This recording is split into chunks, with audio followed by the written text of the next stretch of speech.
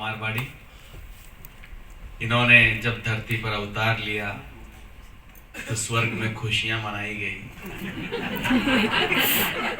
परियों ने सेलिब्रेट किया, अप्सराओं ने मंगल गीत गाए, भगवान खुद मुस्कुराए और मैंने तो उन्हें ये कहते हुए भी सुना कि चलो छुटकारा मिला। ये हास परिहास की बात है, लेकिन आप और हम तो आज इस कवि सम्मेलन में यहाँ आकर के बैठे हैं। रविंद्र जी और इनकी पूरी टीम काफी दिनों से इस व्यवस्था में लगी हुई होंगी और पहला कवि जब माइक पर आता है और बोलना शुरू करता है तो उसको 10, 15, 20 मिनट तक तो ये पता ही नहीं चलता है कि श्रोता क्या सुनना चाहता है, किस तरह का सुनना चाहता है। कवि सम्मेलन एक नदी की तरह है।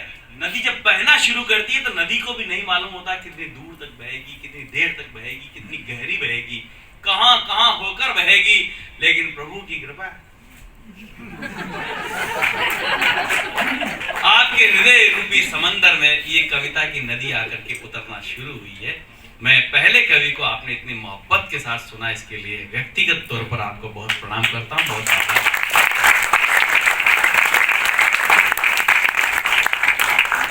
आइए, तरह तरह के विषयों को डॉक्टर केसरदेव मारवाड़ी ने अपने काव्य पाठ के दौरान स्पर्श किया। वो ये जानने की कोशिश करते रहे पूरे काव्य पाठ के दौरान कि किस विषय पर देर तक सुनाया जाए, किस विषय पर देर तक सुनाया जाए, और ऐसा करते करते उन्होंने बहुत सारे विषयों को स्पर्श किया। आइए, आदरणीय गोविंद जी काकानी साहब, हार्दिक स्वागत है आपका। ये बीच बीच में आप उठ के जाते कहाँ हो? भाभी जी तो सोनिका जी तो यही बैठी। ये तो प्रेम की बात है उदो, इनकी मुस्कुराहट बड़ी अच्छी लगती है। मैं आपको अब इस कवि सम्मेलन की यात्रा में आगे ले जाने की कोशिश करता हूं।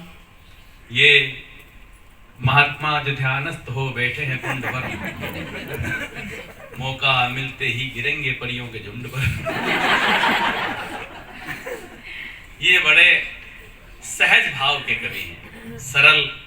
हरियाणा के रहने वाले आदमी सरल होते नहीं हैं, लेकिन वो वैसे होते हैं जैसे वो होते हैं। अब कैसे होते हैं ये खुद आकर के प्रकट करेंगे। इनमें बहुत सारी खूबियां हैं, जैसे हमें इन पे बहुत गर्व है। हिंदी कवि सम्मेलन के तमाम लोगों को अरुण जेमिनी जी पर बहुत गर्व है। जैसे राजनीति को गर्व है कि उनके पास दिग्विजय सिंह जी हैं, शशि थरूर जी हैं। जैसे साधु संतों को गर्व है कि उनके पास आसाराम जी हैं, रामपाल जी हैं। ऐसे हमें गर्व है कि हमारे पास भी ये है।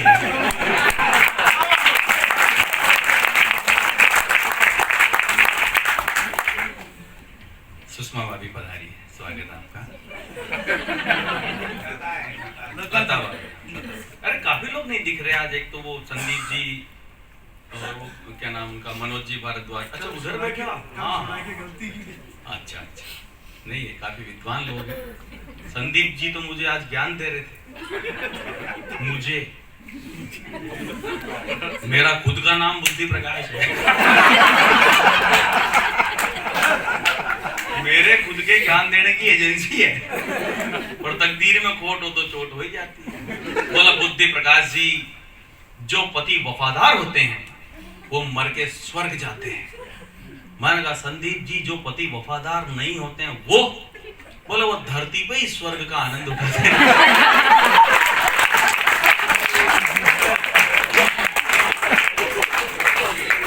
परिवार हरियास, हमारी किसी बात का बुरा मत मानिए। हमें खुद पता नहीं होता कि हम क्या कह रहे जा रहे, क्योंकि माँ सरस्वती को एक बार हम सौंप देते हैं मंच पर, माइक पर जाने के बाद, फिर हम नहीं बोलते, वही बोलती है, और हमारा पक्का विश्वास है कि सुनती भी वही है। मैं जिस कवि को बुलाना चाहता हूँ वे हास्य रस के प्रसिद्ध कवि हैं। दुनिया के कई देशों में उन्होंने कविता पाठ किया है, दुनिया के कई मुल्कों में गए हैं बिना पासपोर्ट के। हाँ, बताया जाता है कि उन देशों में भी गए जो अभी तक बने ही नहीं। लेकिन ये हम हास परिहास जरूर करते रहते हैं, पर हमारे हिंदी कवि सम्मेलन के मंचों पर आज की तारीख में हास्य रस के सबसे बड़े कवि का नाम आदरणीय अरुण जेमिनी जी होता है, जो आज की रात यहाँ पर आप लोगों के बीच आए हैं। मैं पूरे सदन से प्रार्थना करता हूँ, एक शेर के साथ मैं उन्हें निमंत्रण देना चाहता हूँ कि मंदिर है दूर अगर घर से तो यूं कर लें, मंदिर है दूर अगर घर से तो यूं कर लें, चलो एक रोते हुए बच्चे को हंसाया जाए। जोरदार तालियों से आदरणीय देवेंद्र जी को बुलाया जाए।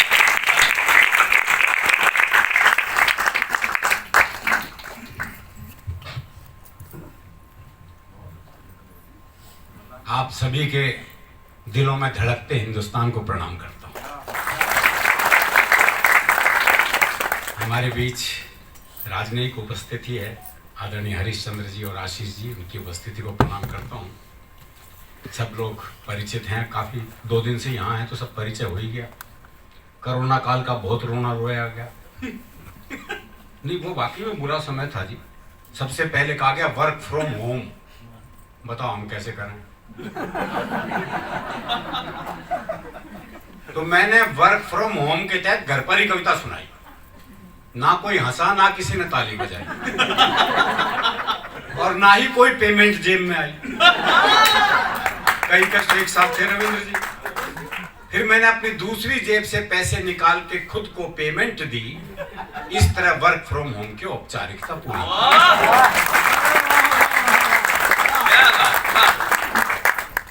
और धानुका जी, इस कविता का असर पूरे विश्व पर पड़ा। आप देख लो, रूस और यूक्रेन के युद्ध में अमेरिका और यूरोप वर्क फ्रॉम होम ही कर रहे हैं। अच्छा, एक वो लॉकडाउन की समस्या यहाँ का तो मुझे नहीं पता जी। हिंदुस्तान में 3 महीने पहले लॉकडाउन लगा, फिर 3 महीने बाद में लगा। वो सबसे बुरा समय था, जैसे बताया, वो बहुत बुरा समय था। आप कहीं जा नहीं सकते, बाहर सब कुछ बंद। पत्नी मेरा चेहरा देखे, मैं पत्नी का। इससे बुरा समय हो नहीं सकता। हमारा काम हर दूसरे तीसरे दिन सूटकेस लेके निकलने का। वो 3 महीने हो गए घर में पड़े हुए। मैं अखबार पढ़ रहा, पत्नी इधर से उधर घूम रही और बड़बड़ा रही। बोले पता नहीं ये बीमारी कब जाएगी।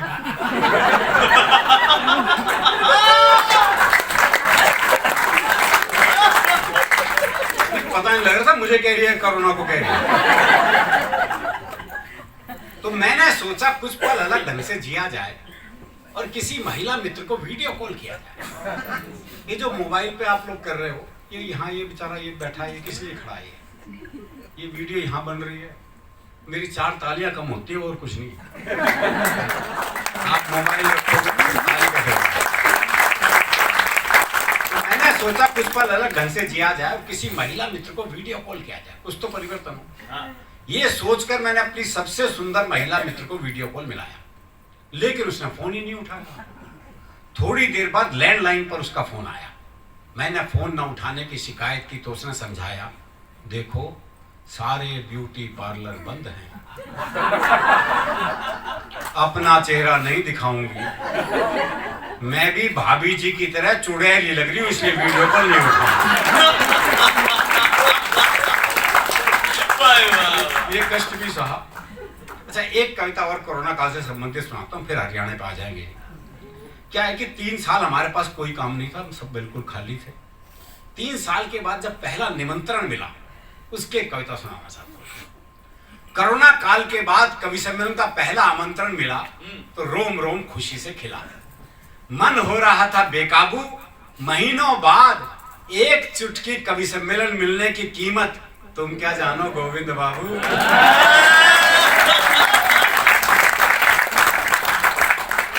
तालियां सुने, माइक देखे, जमाना बीत गया, ना कहीं गए ना आए, इसलिए पेमेंट पर भी कोई नखरे नहीं दिखाया। तुरंत फ्लाइट की टिकट बुक करवाई। स्थिति ये थी नरेश जी, मैंने फ्लाइट की टिकट का प्रिंट निकलवाया और 3 दिन तक तो मैं उसी पे लेटा रहा। तुरंत फ्लाइट की टिकट बुक करवाई, कई दिन तक तो नींद नहीं आई। फिर वो दिन भी आ गया जब यात्रा पर निकलना था, कवि मित्रों से मिलना था। महीनों से कमरे के कोने में उपेक्षित पड़े सूटकेस को जैसे ही उठाया तो वो तो मुझसे भी ज्यादा प्रसन्न नजर आया। भूल गया सारी शर्म और हया, उंगली की एक छुअन से ही खुल गया। अब कपड़े रखने की थी बारी। कपड़ों की स्थिति क्या थी हिंदुस्तान में, निक्कर और बनियान में टाइम कट रहा था। कपड़े बेचारे लटके लटके लटक गए थे। अच्छा, अलमारी में रखे हुए कपड़े ये सोच रहे थे, मालिक है भी या निमट लिया।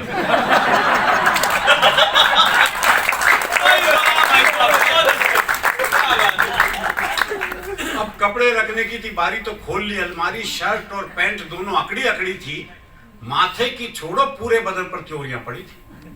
पानी के छींटे और गर्म स्त्री से उनका बल निकाला और बड़े प्यार से सूटकेस में डाला। अब तो सूटकेस खुशी से फूला नहीं समा रहा था। एयरपोर्ट पर भी मुझसे आगे आगे जा रहा था।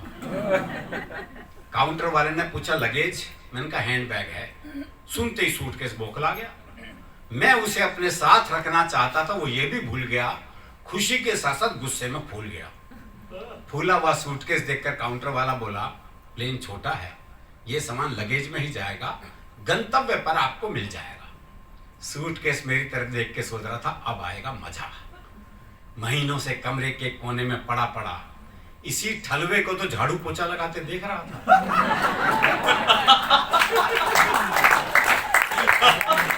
अब अपने दिन भी खिलेंगे, अंदर पुराने यार सूटकेस मिलेंगे, उनसे बतियाऊंगा, हसीन अटैचियों से नैन लड़ाऊंगा।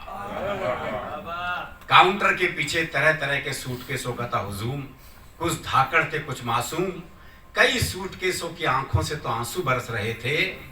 कोरोना ने उनके मालिकों को लील लिया था, अब वो उन हाथों के स्पर्श को तरस रहे थे। खैर, उनको अपने हाल पर छोड़ मैं विमान की तरफ बढ़ा और ये सोच के चला कि गेट पर ही हाथ जोड़े, मुस्कुराहट बिखेरे एयर होस्टेस के सुंदर से चेहरे के दर्शन होंगे। वाह! पर विमान में घुसते ही निराशा हाथ लगी। पीपी किट पहने, चेहरे पर मास्क और शील्ड लगाए, एक बिजू का टाइप स्त्री खड़ी मिली। उसका ये रूप हमने 2 घंटे सहा। बिना मतलब घंटी बजाना दूर, प्यास लगने पर भी उसे पानी लाने को नहीं कहा। अब गंतव्य पे पहुंचने के बाद का दृश्य, लगेज बेल्ट पर मेरा सूटकेस बिल्कुल नहीं शर्मा रहा था। सबसे अंत में एक कमसिन सी अटैची का हाथ पकड़े ठुमकता हुआ चला आ रहा। पास खड़े बुद्धि ने कहा, इनको देख के मन कर रहा है मैं भी सपनों में खो जाऊं, ऐसी अटैची का साथ मिले तो मैं भी सूटकेस हो जाऊं। अच्छा, दुगड़ दुगड़ अब भी कायम थी। कारण है कि निमंत्रण तो आता था, फिर फोन आया था जी 50 लोगों से ज्यादा की अनुमति नहीं मिली, इसलिए नहीं करवा पा रहे। तो ये डर था कि बाहर आते आयोजक कहे नमस्ते आप आ तो गए, कृपया अगली फ्लाइट से बाहर जाए, वापस जाए। तो बाहर आते ही आयोजकों ने मालाओं से स्वागत किया। तभी एक ने पूछ लिया, महीनों बाद कवि सम्मेलन करना कैसा लग रहा है? मैंने कहा इस पर आह करूं या वाह, मुझे तो ऐसा लग रहा है जैसे किसी नेत्रहीन का विवाह। वाह! एक नेत्रहीन की सगाई हो गई, जयमाला हो गई, फेरे हो गए, तो पंडित ने दी बधाई, तो नेत्रहीन बोला काहे की बधाई, मुझे क्या पता तुम सब लोग क्या ड्रामा रच रहे हो। विवाह संपन्न हुआ मैं कैसे जानूंगा? जब तक दुल्हन बाहों में ना आ जाए विवाह संपन्न हुआ मैं ना मानूंगा। आखिरकार वो क्षण भी आ गया जब सजा हुआ मंच था, माइक था, श्रोता थे। माइक मानो कह रहा था आज तो तू समूचा खिल गया है, और माइक को बाहों में भरा तो यकीन आया प्रोग्राम सचमुच मिल गया है।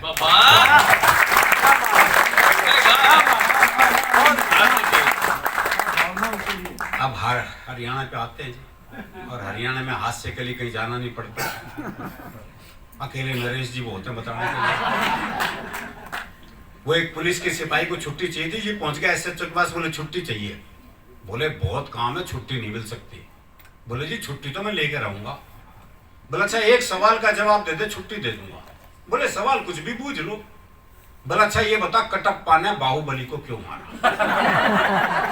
ये अंतरराष्ट्रीय सवाल पूछ लिया जी उससे। बोले ये बता कटप्पा ने बाहुबली को क्यों मारा? बोले हो सकता है बाहुबली ने कटप्पा को छुट्टी देने से मना कर दिया।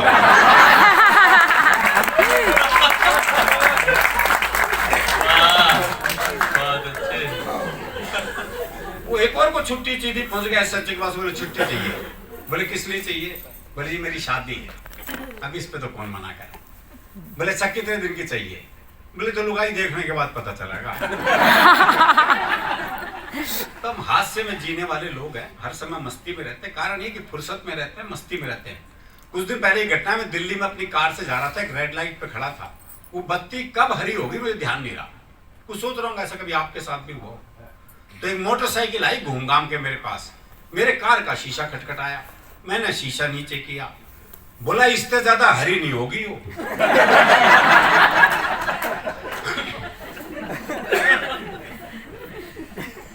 अब तो मस्ती में रहने वाले लोग हैं, खाली फुर्सत में रहते हैं। वो एक ने रिक्शे वाले को आवाज दी, बोले खाली है? बोले हाँ। बोले आप फिर ताश खेलते हैं। तो हादसे के लिए इतनी फुर्सत जरूरी है। वो एक ने रिक्शे वाले से कहा, बोले स्टेशन चलेगा? बोले हाँ। बोले कितने पैसे? बोले 25 रुपए। बोले ये तो रहा स्टेशन। अच्छा, मैं पैसे कम कराने होते हैं, जगह के पास बुला लेते हैं। बोले ये तो रहा स्टेशन। रिक्शे वाला बोला हाथ नीचे कर ले वरना रेल के नीचे आ जाएगा।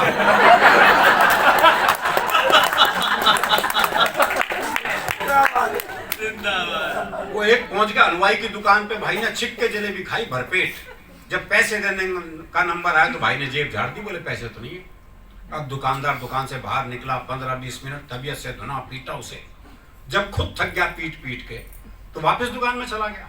अच्छा, वो भी कपड़े झाड़ के खड़ा हो गया है। बोले अब तो खड़ा है, जा। बोले इसी भाव 1 किलो और दे दे। तो ये मस्ती अपने भीतर रखनी जरूरी है जी। आप हंसेंगे तो धरती आपकी है, ये आसमान आपका है। अगर रोने बैठ गए तो किसी मिल में वो रुमाल आज तक नहीं बना जो रोते हुए आदमी के आंसू पोंछते। हंसी संवाद से निकलती है, इस तरह की महफिलों से निकलती है। हम आपस में मिलेंगे तभी हास्य पैदा होगा। वो एक बुजुर्ग महिला बस में चढ़ी तो किसी ने सीट नहीं दी उसे, तो ड्राइवर को दया आ गई, उसने बोनट पे बिठा लिया। थोड़ी देर बाद 30-35 साल की सुंदर सी महिला चढ़ी तो सारे सीट देने को तैयार, और वो महिला बैठने को तैयार नहीं। तो बुढ़िया बोनट पे से बैठी बैठी बोली, अरे बोले बैठ जा, कुछ साल बाद बोनट पे बैठना पड़ेगा।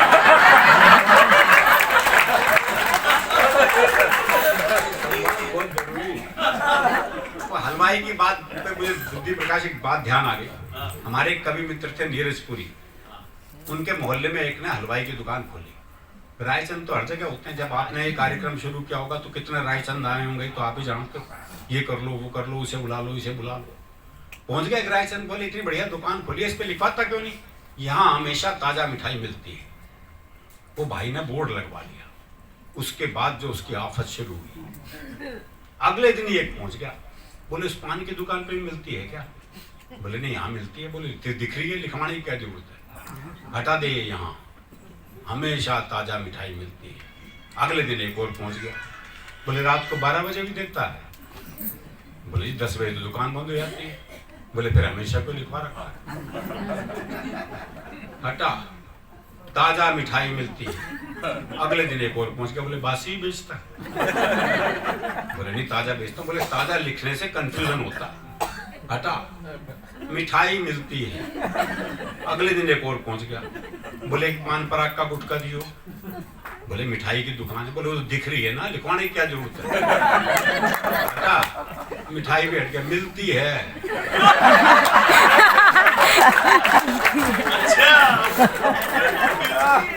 एक और पहुंच गया, बोले क्या मिलती भाई, बहुत कंफ्यूजन है, हटा, मिलती भी हट गया, खाली रह गया है। तो रात को 9:45 बजे तुन्न अवस्था में पहुंचा। बोला है क्या?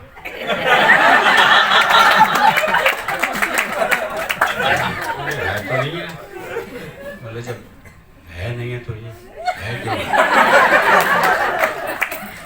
हटा। अगले दिन एक और पहुंच गया, बोले बिना वाक्य के पूर्ण विराम, ये भाषा का अपमान है, हटा, पूरा बोर्ड साफ। अगले दिन एक और पहुंच गया, बोले इतनी बढ़िया दुकान खोली है, मिठाई सजा रखी है, ऊपर बोर्ड भी लगवा रखा है, खाली, इस पे लिखवाता क्यों नहीं, यहाँ हमेशा ताजा मिठाई मिलती है।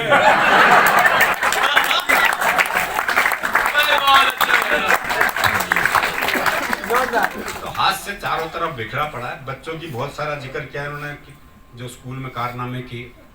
वो आजकल चल रहा है ना जी, बेटी बचाओ बेटी पढ़ाओ। तो दिल्ली के कुछ स्कूलों में तो गुरुजी क्लास में आते हैं, बोले क्लास में जितनी लड़कियां हैं उन्हें अपनी बहन मानो, क्लास में जितनी लड़कियां उन्हें अपनी बहन मानो। वो एक हरियाणा का था, बोले मैं तो ना मानूंगा। बोले क्यों भाई, तू क्यों नहीं मानने का? बोले इतने मायरा कौन भरेगा। देखो बात उसकी जायज है, जब वो इतनी दूर का भविष्य जानता, निकट का तो जानता ही है। तो क्लास में टीचर ने सवाल कर दिया, बोले मैंने तुझे थप्पड़ मारा, इसका भविष्य काल बता। बच्चा बोला तेरी साइकिल में पंचर मिलेगा। वो क्लास में टीचर ने सवाल कर दिया, बोले मान लो तुम्हारे पास 10 लड्डू हैं, बोले कैसे मान लो जब है ही नहीं। बोले मान लो, गणित में माना जाता है। बोले माना है तो मान लिए। बोले 2 लड्डू किसी ने ले लिए। बोले पहले तो ये बता किसने ले लिए। अरे बोले मान लो ना किसी ने ले लिए। बोले अच्छा मान लिया, तो कितने बचे? बच्चा बोला जी 20। बोले ये कौन सा गणित है? बोले गणित में तेरी माननी जाएगी बस, हमारी भी मान ले भाई। वो एक बच्चा 3 दिन तक स्कूल नहीं आया। चौथे दिन स्कूल पहुंचा तो मास्टर ने पूछा, बोले भाई 3 दिन से आया क्यों नहीं? बोला जी हमारी भैंस ने काटड़ा दिया है। काटड़ा समझते हैं ना, जैसे गाय का बछड़ा होता है ऐसी भैंस का काटड़ा होता है, यानी भैंस का छोरा। बोला जी हमारी भैंस ने काटड़ा दिया है। तो मास्टर बोला भी इसमें क्या खास बात हो गई? बोले खास नहीं है तो तू दे के दिखा।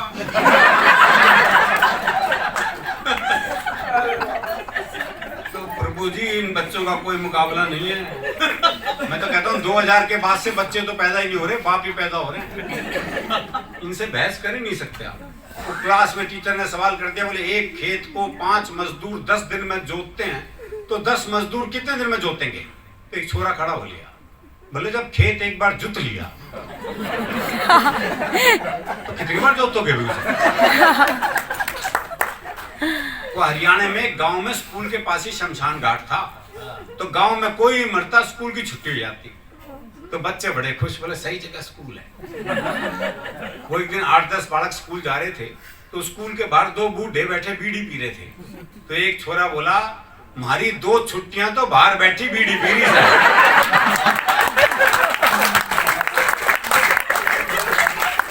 बच्चों का कोई मुकाबला नहीं है भाई। आज दरअसल क्या है, तीनों हास्य के कवि बुला लिए। ये बुद्धि प्रकाश तो फिर भी कुछ थोड़ा बहुत श्रृंगार भी लिख लेता है, सौंदर्य वर्णन अच्छा करता है, ऐसी बात नहीं है, पर इसकी शक्ल भी ठीक ठाक है इसलिए लिख लेता है। ये लिखा तो कैसा लगे? और मैं लिख सकता हूँ शक्ल के हिसाब से, लेकिन मैं हरियाणा में तो प्रेम ब्याह के बाद होता है ना जी। ब्याह से पहले प्यार कर ले, तुम तो पेड़ पे ही लटके मिलते हैं। तो हमारे यहाँ प्रेम बड़ा मुश्किल काम है, लेकिन हमारे यहाँ प्रेम में भोलापन बहुत है। वो प्रेमी ने प्रेमिका से कहा अगर तू मेरी नहीं हुई ना तो मैं तुझे किसी की नहीं होने दूं।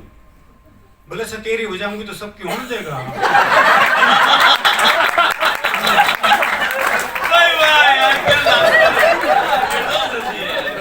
ये भोलापन है भाई। वो एक की पत्नी मर गई रविंद्र जी, तो उसने एक चित्रकार को बुलाया, बोले मेरी लुगाई का बढ़िया सा चित्र बना दे। बोले जी ऐसा चित्र बनाऊंगा चित्र बोल उठेगा। बोले फिर रहने दे।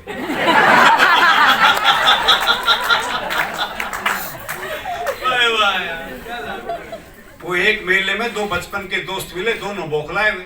बोले भाई कैसे बौखला रहा है? बोले मेरी लुगाई खोगी से ढूंढ रहा हूँ। बोले तू? बोले यार मेरी भी खोगी, मैं भी ढूंढ रहा हूँ। बोले तेरी लुगाई कैसी थी? बोले यार 5 फुट 4 इंच उसका कद, गहरा बदन, गोरा रंग, गुलाब जैसे होंठ, बहुत ही सुंदर थी। तेरी कैसी थी? है बोला मेरी ना छोड़ यार, तेरी ढूंढते। तो हमें अपने प्रेम का पता है। आई मेरा एक दोस्त मिला, उसके दोनों होठ बुरी तरह जले गए। मैंने कहा होठ कैसे जल गए? बोला पत्नी मायके जा रही थी, स्टेशन छोड़ने गया था, मारे खुशी के इंजन चूम लिया।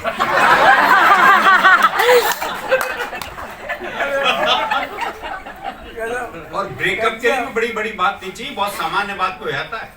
वो प्रेमी ने प्रेमिका को जैसी सीने से लगाया तो प्रेमिका बोली तेरा दिल बड़ा कुरकुरा सा है। अरे बोले दिल कुरकुरा कौन है, तेने बीड़ी का बंडल तोड़ दिया। और जो महिला पुरुष का औसत है, तो काफी सुधार हो गया, लेकिन अभी भी हरियाणा में पुरुष ज्यादा है महिलाएं कम है। छोरों के ब्याह नहीं हो रहे। वो एक का 40 साल की उम्र तक ब्याह नहीं हुआ, बहुत दुखी हो रहा था। अपने दोस्त से बोला यार मैंने तो लगे मेरी वाली भ्रूण हत्या में मारी गई। सर ये तकलीफ है हमारी, और ये तकलीफ तब और बढ़ जाती है जब ओलंपिक हो, पैरा ओलंपिक हो, कॉमनवेल्थ गेम हो या एशियाड हो, जब हरियाणा की छोरियां पदक लेके आती हैं तो ये तकलीफ और बढ़ जाती है। प्रेम की बात चली, एक छोटी सी कविता याद आ गई मुझे। मैंने सोचा पुराने जमाने को वापस लाया जाए और इस बार प्रेम पत्र थ्रू कबूतर भिजवाया जाए। मैंने कबूतर के पंजे में चिट्ठी अटकाई और उसे बात समझाई, देखो भाई ये तो याद नहीं है कौन से प्यार की कौन सी चिट्ठी है। हाँ कहां तक याद रखें पर तुम ऐसा करना, यहाँ से 5 गली छोड़ के 6ठी गली में जाना और वहां जो गुलाबी छत वाली गुलाबी सी लड़की है ना नीलू, उसकी मम्मी को ये चिट्ठी दे। कबूतर बोला, हे आदि कालीन युग के देवदास, इस युग में भी चिट्ठियों से आस। अब मैं ऐसी फालतू उड़ान नहीं भरता हूं, मैं खुद अपनी कबूतरी को व्हाट्सएप करता हूं। वो जमाने चले गए, पहले आदमी 5-5 पेज का प्रेम पत्र लिखता था। आप तो लिखे होंगे धानुका जी, बड़ी मेहनत होती थी 5 पेज का प्रेम पत्र लिखने में। बाद में सिर्फ नाम ही बदलना होता था। फिर वो टेलीफोन का जमाना आया। मुझे एक शेर याद आ गया कि कर दिया इजहारे मोहब्बत हमने भी टेलीफोन पर, बात तो लाखों की थी 1 रुपए में हो गई। और अब तो मोबाइल का जमाना आ गया जी, आदमी मोबाइल पे आई लव यू टाइप करता है, वो भी पूरा नहीं, ILV और Y और एक साथ 25-30 को सेम। हाँ कहीं से जवाब आएगा। उदय प्रताप सिंह जी की 4 पंक्तियां हैं कि हर फैसला होता नहीं सिक्का उछाल के, ये दिल का मामला है जरा देखभाल कर। वाह, हर फैसला होता नहीं सिक्का उछाल कर, ये दिल का मामला है जरा देखभाल कर। मोबाइलों के दौर के आशिक को क्या पता, रखते थे कैसे खत में कलेजा निकाल प्रेम अब रहा नहीं। लेकिन हरियाणा का प्रेम अब भी ऐसा ही है। हमारे यहाँ पशु पक्षियों तक का प्रेम ऐसा है। वो मेरा एक दोस्त है जिसने तोती पाली, दुनिया तोता पालती है, तोती पाली। 3 दिन के लिए से कहीं बाहर जाना था, बोले यार क्या करूं, कौन दाना पानी देगा, बड़ा चिंतित हूं। मैंने कहा मेरे घर छोड़ जा, 2 तोते हैं, उन्हें दाना पानी देता हूं, इसे भी दे दूंगा।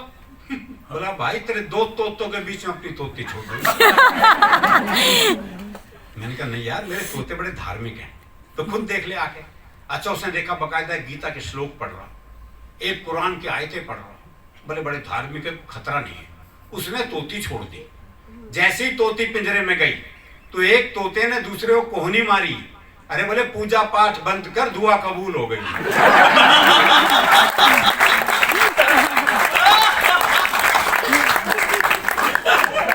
हमारे यहाँ तो पूजा पाठ भी क्या निकलेगा कोई भरोसा नहीं है, क्योंकि हम कितने धार्मिक हैं हमें पता है। जब हम मंदिर जाते हैं जूते ऐसी जगह उतारते हैं जहां से भगवान भी दिखता है और जूते भी। बल्कि जूतों का दिखना ज्यादा जरूरी है। हाँ भगवान तो कल भी वहीं मिलेगा। तो हमारा धार्मिक मामला बिल्कुल अलग है। वो एक हरियाणा का बूढ़ा मरन हो रहा था, तो एक ने कहा मरन हो रहा, अब तो राम का नाम ले ले। अरे बोले के नाम ले लूं, 15 मिनट बाद आमना सामना ही ना बोलेगा। हमारे बूढ़े अलग मस्ती में रहते हैं जी। वो एक 90 साल का बूढ़ा बस में चढ़ा तो एक 75 साल की बुढ़िया बोली ताऊ कित जागा। बूढ़े को तो काटो खून नहीं। कोई 75 साल की बुढ़िया ताऊ कह दे, इससे तो अपमान हो नहीं सकता उसका। लेकिन उसकी मस्ती देखिए सब, मस्ती फिर भी कायम रहती है। बुढ़िया बोली ताऊ कित जागा, तो बूढ़ा बोला बेटी तेरी खातिर छोरा देखने जा रहा हूं। दरअसल क्या मन का साफ होता है ना, जो मन में बस जबान पे। आर्टिफिशियल जिंदगी जी नहीं सकते हम। वो एक मुकदमा चल रहा था, एक ताई गवाही के लिए आई। अच्छा दोनों वकील उसी के गांव के। तो पहले वकील ने पूछ लिया ताई मुझे जाना है। खूब जानू हूं, गुलाब सिंह का छोरा है तू, 1 नंबर का झूठा। तेरी लुगाई तो छोड़ के चली गई थी। बेचारा वकील सन्न रह गया जी। उसने दूसरे वकील की तरफ इशारा कर दिया और ताई से जाना है। अच्छी तरह जानू हूं, करनेल काने का छोरा है वो, 1 नंबर का याश। तेरी लुगाई से भी इसका चक्कर था। भाई साहब जज ने कोर्ट स्थगित की। अपने चैम्बर में क्या दोनों वकील बुलाए, बोले खबरदार ताई से मेरे बारे में कुछ पूछ लिया।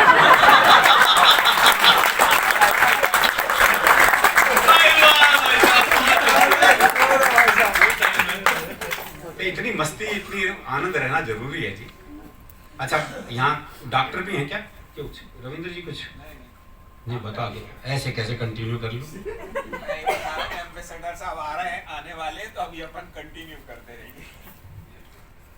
कब तक?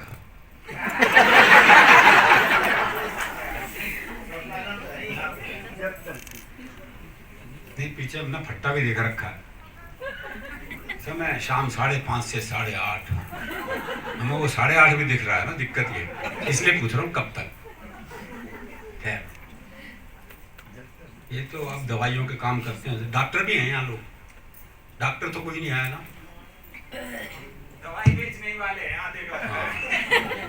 अच्छा, हमारे यहाँ डॉक्टर भी जैसे हरियाणा में जो है काम जो है वो वही कर सकता है जो हरियाणा का, जैसे डॉक्टर है कोई और प्रदेश का जाके वहाँ डॉक्टरी करने लग जाए, कर ही नहीं सकता, क्योंकि मरीज बीमारी ऐसी बतावेगा, बोले डॉक्टर साहब कार्ड दे में कुछ धुम्मा सा उठा है। समझ ले डॉक्टर क्या बीमारी है।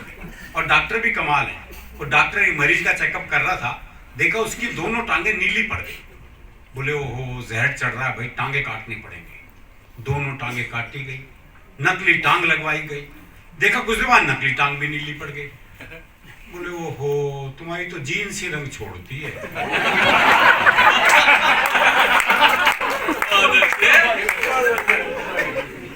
बड़ा घुमा के इलाज करते हैं, डायरेक्ट इलाज भी नहीं होता। वो एक के बहुत खांसी थी, डॉक्टर के पास गया, डॉक्टर ने जुलाब की गोली दे दी। बाद में कंपाउंडर ने कहा बोले ये क्या जी, उसको तो खांसी थी, आपने जुलाब की गोली दे दी। बोले कुछ नहीं, साला खांसने से पहले 100 बार सोचेगा। बहुत अच्छे, हमारे यहाँ संभव है। दरअसल क्या है, हर संबंध को हास्य रस में जीते हैं जी हम, हर संबंध हास्य रस में है हरियाणा में।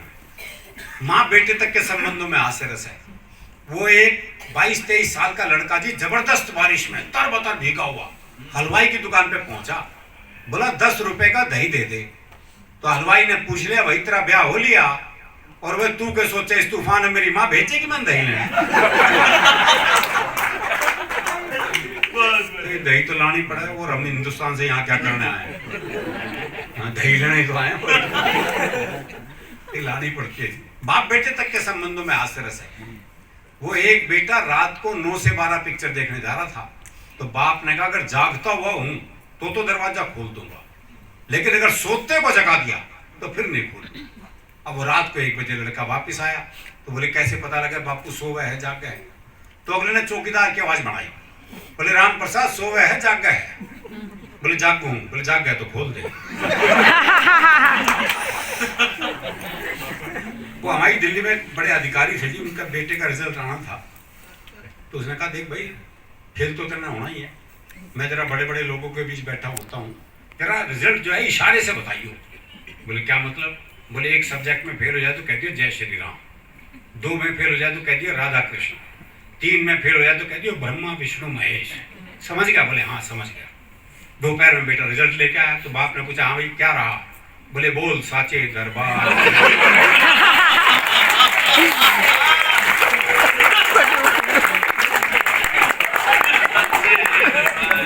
हर संबंध को हास्य रस में जीते हैं।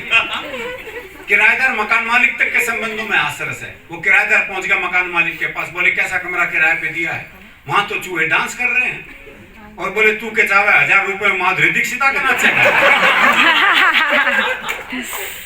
वो एक टैटू बनवा रहा था, टैटू, और बनाए जा रोए जा। बोले जब पता था भाई टैटू बनवाने से दर्द होगा तो क्यों बनवाया?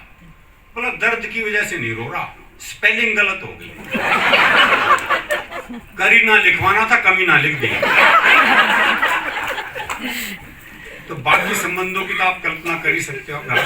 देखो यहाँ राजस्थान के भी लोग हैं, पड़ोसी प्रदेश है हरियाणा और राजस्थान, लेकिन अंतर बहुत है। राजस्थान में बड़े सम्मान सूचक शब्दों का इस्तेमाल होता है, हरियाणा में आप जी इन शब्दों का प्रयोग वर्जित है। मैं राजस्थान घूमा हूं जी, श्री गंगानगर, श्री डूंगरगढ़, शहर के नाम क्या के भी श्री, हरियाणा में बाप के नाम क्या कहने लगा मैं? बोले किसका से? बोले देवकी का। श्री शब्द की गुंजाइश ही नहीं है। मुझे एक भिखारी मिला। अच्छा वैसे आपको हरियाणा का आदमी कहीं भीख मांगता हुआ नहीं मिलेगा, इसलिए नहीं कि बड़ा स्वाभिमानी होता है, इसलिए कि मांगने नहीं आती। तो सच्चाई तो यही है।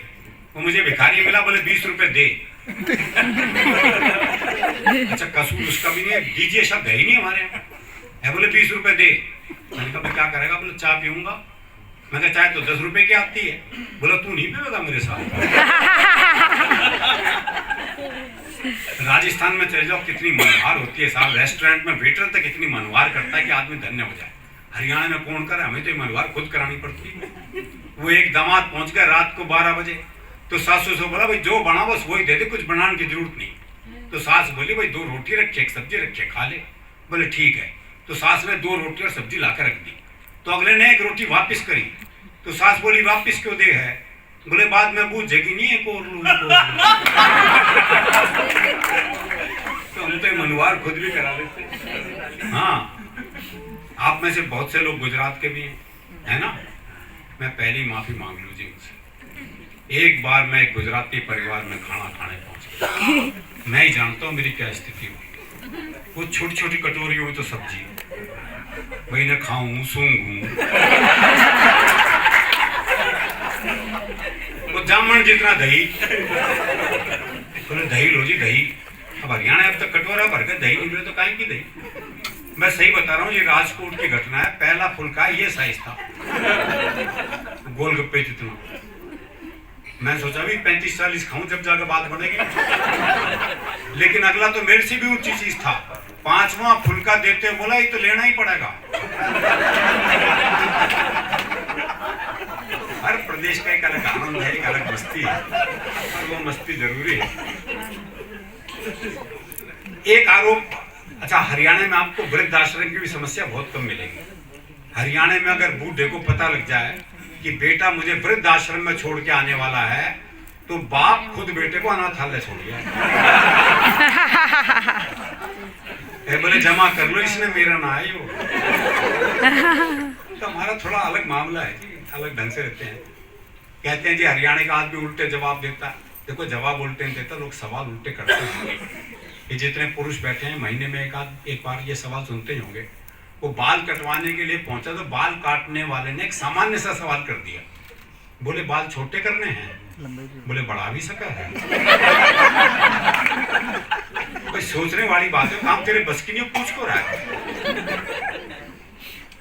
वो एक बूढ़ा बैठा बीड़ी पी रहा था, एक ने पूछा बोले ताऊ बीड़ी पीवा है? अब कायदे से सवाल गलत भाई, जब तुझे दिख रहा है वो बीड़ी पी रहा है, ये फालतू का सवाल कर क्यों रहा है? फिर क्या हरियाणा का आदमी जवाब उल्टे दे है। ये बोले ताऊ बीड़ी पीवे है? बोले ना अगरबत्ती सुलगाइए, धूप लगाऊंगा।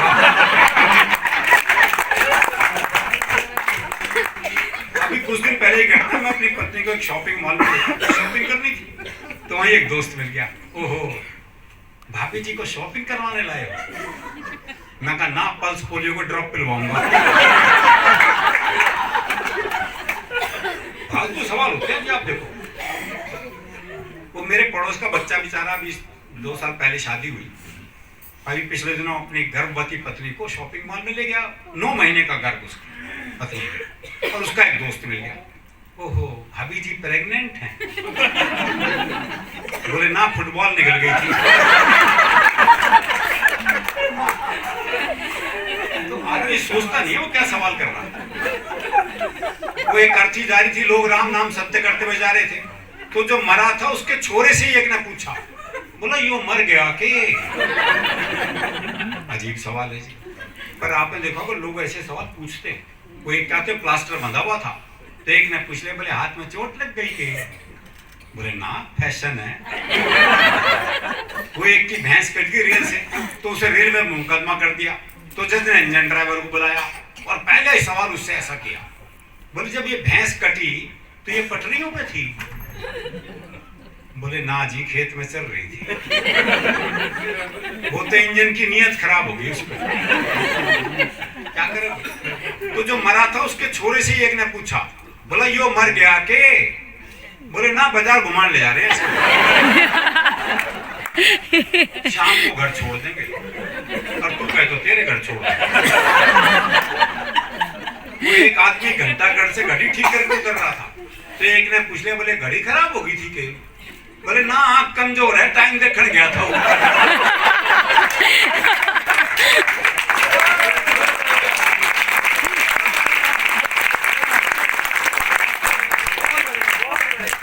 इंटरव्यू देने पहुंचा हरियाणा का युवा बेरोजगार, एक पोस्ट के लिए आए थे पूरे 80 उम्मीदवार। किसे रखना है यह बात तय थी, किसे रखना है यह बात तय थी।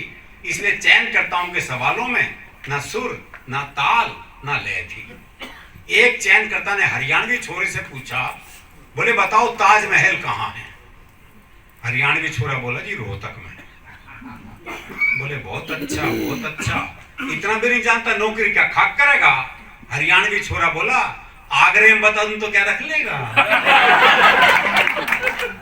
जब रखना नहीं कहीं का बता क्या फर्क पड़ा है। लेकिन इसमें भी कोई शक नहीं कि हरियाणा का आदमी उल्टे जवाब देता है। मेरे पे भरोसा नहीं होता आप नरेश जी से बात कर लेना, जवाब उल्टे ही मिलेंगे आपको। वो मैंने एक से कहा, मैंने कहा रोहतक जाना है? अरे बोले जा, मैंने क्यों रोक रखा? अरे मैंने कहा सड़क रोहतक जाएगी क्या? बोले जी 30 साल हो गए मैंने तो कहीं जाती देखी ना। वो जवाब नहीं देगा।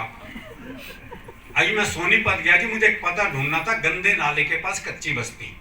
तो मैंने एक बुजुर्ग आदमी से पूछ लिया, मैं ताऊ जी ये गंदा नाला कहाँ है? बोले क्यों साफ करेगा? पूछ लो पता। अच्छा गंदा नाला तो मैंने सूंघते सूंघते ढूंढ लिया, और गंदे नाले का मुझे बस्ती भी दिखाई दे गई। तो मैंने एक बुजुर्ग महिला से पूछ लिया, माता जी कच्ची बस्ती यही है? बोली दीवार में सिर मार के देख ले। तो जवाब नहीं मिलेगा। उसी के सौंदर्य पे शुद्ध हास्य की कविता, जिसका आदेश मुझे पहले ही मिल चुका, वो सुनाता हूँ। बहुत आनंद की कविता है, कोई दिमाग लगाने की जरूरत नहीं, मैंने लिखने में नहीं लगाया, तो आप सुनने में क्यों लगाओ।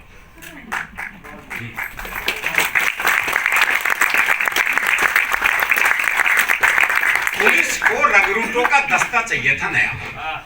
हरियाणा का राधे श्याम भी इंटरव्यू देने गया। इंटरव्यू में पूछा गया सिर्फ एक सवाल, और राधे ने बना दिया सवाल का बवाल।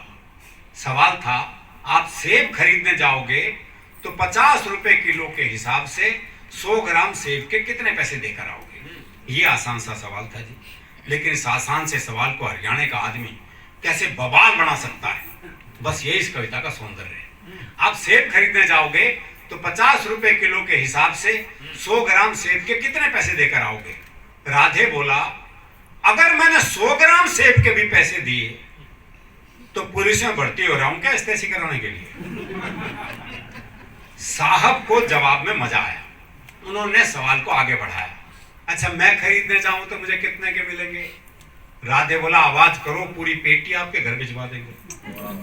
अच्छा तुम्हारी पत्नी तो पुलिस में नहीं है ना, वो जाएगी तो 100 ग्राम सेब के कितने पैसे देकर आएगी? राधे बोला साहब मैं अपनी पत्नी को आपसे ज्यादा जानता हूं, उसे खरीदारी का है बहुत चाव, पर उसे 100 ग्राम खरीदने होंगे तो 100 ग्राम का पूछेगी भाव, तो 100 ग्राम का पूछेगी भाव। अच्छा तुम्हारा भाई जाए, अगला भी उसी सवाल के पीछे पड़ा हुआ है, ये नहीं कि भी वो जवाब नहीं दे रहा तो सवाल बदल दे, पर दिक्कत ये वो भी हरियाणा का। अच्छा तुम्हारा भाई जाए, जी भाई को तो मैंने कई बार बाजार जाते देखा है, पर वो तो कहीं पौवा तो कभी गुटका लाता है, सेब लाते तो मैंने आज तक नहीं देखा। अच्छा तुम्हारी बहन जाए कोई, जी मेरी एक बहन थी उसकी शादी हो गई, अब वो जाने या बहन हो गई। राधे श्याम तुम्हारे पिताजी भी तो बाजार जाते हैं, जी उनके दांत नहीं है वो बस केले खाते हैं।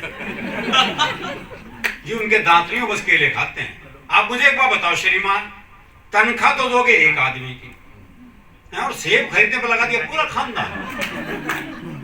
अच्छा छोड़ो, कोई आम आदमी जाए तो वो 100 ग्राम सेब के कितने पैसे देकर आए? आम आदमी का नाम सुनते ही राधे श्याम सीरियस हो गया थोड़ा, बोला जी साहब आप लोगों ने आम आदमी को सेब खरीदने लायक ही कहां छोड़ा?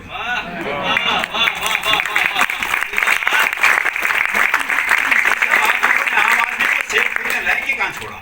आम तो सेब का ठेला लगाता है, खरीदने तो खास ही जाता है। आम तो सेब का ठेला लगाता है, खरीदने तो खास ही जाता है। अच्छा कोई खास आदमी जाए तो अगला भी पीछे पड़ा हुआ है। अच्छा कोई खास आदमी जाए तो पहली बात तो है कि अगर वो खास है तो खुद क्यों जाएगा?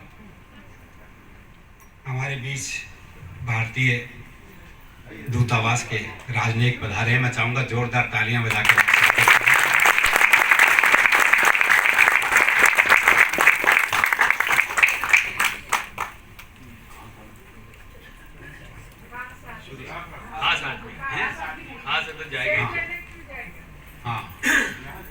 अच्छा कोई खास आदमी जाए तो पहली बात तो एक अगर वो खास है तो खुद क्यों जाएगा? भाई अपना नौकर भेजे, और आपके कहने से चला भी जाएगा तो क्या सिर्फ 100 ग्राम खरीद के लाएगा? चलो आपकी अंतिम इच्छा पूरी करने के लिए 100 ग्राम खरीद भी लाए, तो इसका हिसाब आप मुझसे क्यों लेते हैं? हिसाब बताएंगे उसके सीए जिन्हें वो तनख्वाह देते हैं। चलो इस सवाल को यहीं छोड़ते हैं, इंटरव्यू का रुख अब दूसरी तरफ मोड़ते हैं। देखो साहब, ये तो है सरासर फरेब। दूसरा सवाल बाद में आएगा, पहले आएंगे 100 ग्राम से। पहले आएंगे 100 ग्राम से। तुम्हारा कोई दोस्त है राधे श्याम? हाँ जी है, सीताराम। वो सेब खाता है? हाँ, कोई खिलाए तो खा जाता है। साहब, आपने भी इस सवाल को खूब खींचा है। लगता है आपका कोई सेब का बगीचा है। कुछ भी हो पर अब अपना जवाब ले लो। जवाब पे आ गए? कुछ भी हो पर अब अपना जवाब ले लो। सीताराम फल वाले को 5 रुपए देगा और कहेगा इतने के सेब दे दो। पर इतने के कितने? अब ये सेब वाले की मर्जी, वो दे दे जितने। राधे श्याम, तुमने तो जरा सी बात का बना दिया बवाल। राधे बोला, साहब मुझे तो शुरू से पसंद नहीं है सवाल। मुझे तो शुरू से पसंद नहीं है सवाल। मेरे विचार में आज संसार में जितनी भी गड़बड़ है, असल में सेब ही उसकी जड़ है। दर्शन पे आ गए, चिंतन पे आ गया, पर जवाब देके नहीं दिया। मेरे विचार में आज संसार में जितनी भी गड़बड़ है, असल में सेब ही उसकी जड़ है। अगर उस दिन आदम और हव्वा वो एक सेब नहीं खाते, तो ना मैं आता ना आप यहाँ।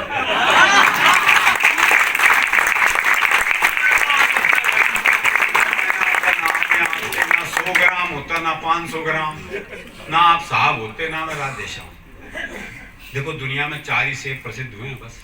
पहला जो एडम और ईव ने खाया, जिसका परिणाम हम देख ही रहे हैं। दूसरा वो जो न्यूटन के ऊपर गिरा। बच्चे सोचते थे वो नारियल की पेड़ के नीचे क्यों नहीं बैठा था। तीसरा एप्पल, वो स्टीव जॉब्स वाला एप्पल लोकप्रिय हुआ। और चौथा सेब है मेरा। कहते हैं जी एक सेब खाओ तो आदमी डॉक्टर से दूर रहता है, आदमी में ऊर्जा रहती है, आदमी में ऊर्जा रहती है तो आदमी पैसा कमाता है, पैसा कमाता है तो शादी होती है, शादी होती है तो बच्चे होते हैं, बच्चे होते हैं तो टेंशन होती है, टेंशन होती है बीमारी होती है। लो खा लो सेब। इंटरव्यू का ये हुआ परिणाम कि आजकल राधे श्याम सब्जी मंडी में डंडा फटकारते हैं, खुद तो भरपेट खाते हैं और साहब के लिए 100 ग्राम भिजवाते हैं और साहब के लिए